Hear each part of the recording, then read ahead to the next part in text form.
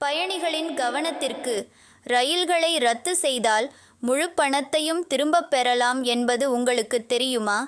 இந்திய ரயில்வே செய்திகளின்படி, நீங்கள் ticket deposit ரசீதை தாக்கல் செய்து நீங்கள் டிக்கெட்டுக்காக செலுத்திய முழு பணத்தையும் திரும்ப பெறலாம்.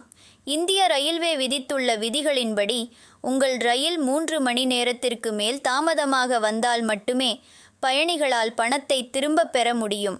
உங்கள் தக்கல் டிக்கெட் உறுதி செய்யப்பட்டால், அதை ரத்து செய்தால் பணம் திரும்பப் பெறப்படாது என்பதை பயணிகள் கவனிக்க வேண்டும். இந்திய ரயில்வேயின் அதிகாரப்பூர்வ இணையதளத்திற்குச் சென்று இதை பதிவு செய்யலாம், அதாவது IRCTC-யில் தாக்கல் செய்ய வேண்டும். அதேபோல, ரயில் நிலையங்களில் உள்ள டிக்கெட் கவுண்டரில் பயணிகள் தங்கள் டிக்கெட்டுகளை ஒப்படைத்தால் அவர்கள் முழு பணத்தையும் திரும்பப் பெறுவார்கள். முதலாவதாக, இந்திய ரயில்வேயின் அதிகாரப்பூர்வ இணையதளமான IRCTC இணையதளத்தை பார்வையிட வேண்டும். இணையதளத்தில் உள்நுழைந்த பிறகு, சேவைகள் தாவலில் கோப்பு டிக்கெட் டெபாசிட் ரசீது என்பதை தேர்ந்தெடுக்கவும்.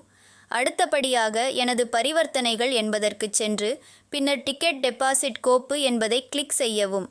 இதெல்லாம் முடிந்ததும், கோரிக்கை இந்திய ரயில்வேக்கு அனுப்பப்படும். ரயில்வேயால் கோரிக்கை ஏற்றுக்கொள்ளப்பட்டதும், டிக்கெட் முன்பதிவு செய்யப்பட்ட அதே வங்கிக் கணக்கில் பணத்தை திரும்பப் பெறும் தொகை முழுவதுமாக வரவு வைக்கப்படும்.